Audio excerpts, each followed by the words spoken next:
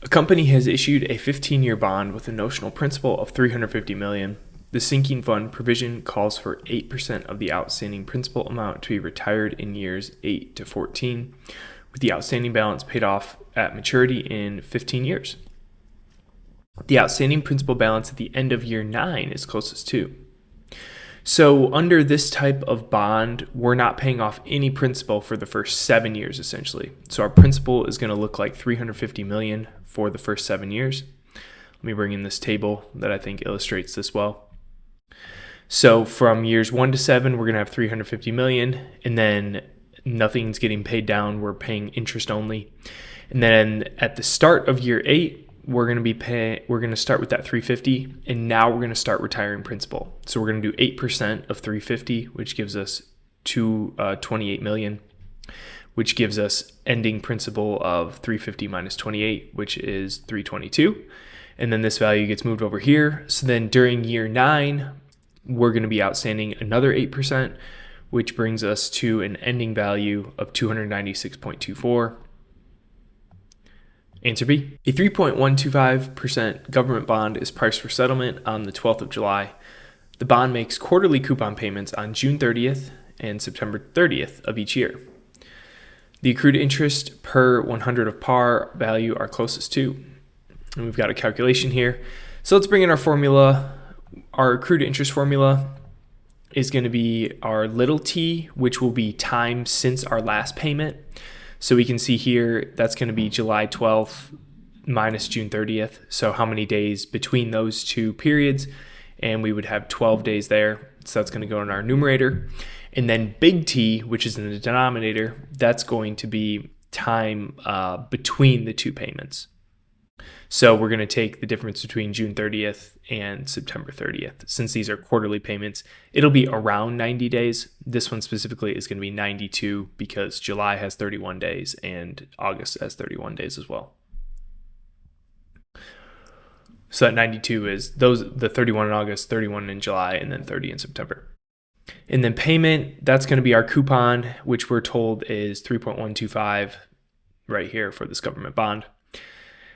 The payment, since it is quarterly though, we need to divide this by 4. So we divide that by 4 here in our actual formula. So we're going to take 12 divided by 92, and then we're multiplying that by 3.125 divided by 4, gives us 0.1019. Answer A. The most frequently used benchmark for floating rate notes is A, LIBOR, B, I-spread, or C, G-spread. So the only one of these that's a benchmark is LIBOR. The spreads come into play for floating rate notes because the floating rate note will specify something like we're paying LIBOR plus some spread. So maybe it's LIBOR plus 150 basis points, and that 150 basis points could be the I-spread or G-spread at the time. But LIBOR is going to be the benchmark for the floating rate note, and it's the actual interest rate that the floating rate note is going to be based on. Answer A. Richard Grove invests in a 2-year 4% semi-annual coupon paying bond with a par value of 1,000. The sequence of spot rates is as follows. So we've got times of maturity here, and it looks like they're in half-year increments, so 0.5, 1, 1.5, 2, and 2.5, and then their respective spot rates over here. The price of the bond is closest to. So this is a more difficult pricing of the bond calculation. A lot of times we're just looking at one spot rate or one interest rate, and then we use that to calculate using the time value money function. However, since we're given all these different spot rates, we're going to need to incorporate all of these into our calculation, into our discounting mechanism. So what we're going to do is we're going to take all these cash flows. So we have 2-year 4% semi-annual coupon bond. So we're paying $20 at each coupon, and that's calculated as the 4% semi-annual coupon, 4% times 1,000, and then you divide that by 2 since we're semi-annual. And then you're just going to discount at the respective spot rates. The spot rates also need to be divided by 2 in order to account for that semi-annual coupon compounding. So our cash flow at half year is going to be 20, and then we're discounting this back at this 1% spot rate that's divided by 2. So it's 1.005, and that's just raised to the 1 since that's one period. So that gives us the present value of this cash flow due in half a year is 19.9. That's what we interpret this as. And I won't walk through all these, but you're just going to go down the line. So then you're going to do 20 discounted back at this rate divided by 2. And then because it's 2 periods in the future, 2 half-year periods, you're squaring this. And then for the final cash flow at year 2, you're taking par plus the coupon and then discounting back at this rate divided by 2. And again, this N value, it's a little confusing because we're doing 6-month increments, but this is based on periods. So this is period 1, period 2, period 3, period 4. So that's why we're discounting at the 1, 2, 3, 4. That's our N in this case. So then from here, we're just going to add up all these cash flows, and that's what's shown down here. We add these up, we get 997.3359. Answer A. An analyst observes a downward sloping term structure in the current bond market. Based on this observation, which of the following relationships between par rates, spot rates, and forward rates is most likely correct? So downward sloping term structure means we have yield on y-axis, let's say, and then time to maturity on the x-axis. Downward sloping means we're going to look like this. So let's say we have a 2-year bond over here and a 5-year bond over here. We have a lower yield for our 5-year bond, and we have a higher yield for our 2-year bond. And this is normally the opposite. This would be an inverted yield curve. Normally we'd be upward sloping to account for the liquidity premium, essentially. So what effect does this have on par rates, spot rates, and forward rates? Par rates are greater than spot rates, and forward rates are lower than spot rates. Par rates are lower than spot, and forward are greater than spot. And par rates and forward rates are equal to spot rates. So the par rate, as a reminder, is going to be the coupon rate essentially that we would need to have in order to make our bond trade at par. And so relative to spot rates, the downward sloping term structure is going to have a increase or positive effect on the par rates, and that's because the par rate is going to be a function of all of these different spot rates along the curve. So if we have a higher spot rate on the front end, that higher rate is going to be discounted for a shorter period of time, and the lower rate is going to be discounted for that longer period of time. So under that scenario, we're going to end up needing a higher par rate to account for that shorter discounting period at the high end.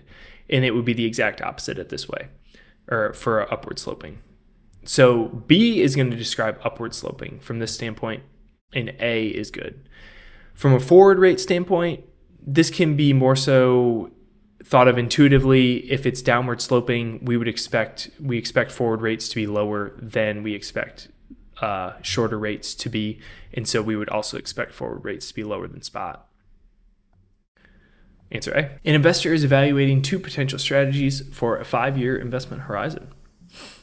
We've got acquiring a 4-year government bond with a current annual spot rate of 3.5%, followed by reinvesting the proceeds in a 1-year bond at the expected future rate. Or 2, investing in a 5-year government bond that yields an annual spot rate of 4.5%. Given this information, the implied 1-year forward rate 4 years from now is closest to. So we have this 4-year bond, and we have a 5-year bond, and we have their 2 spot rates.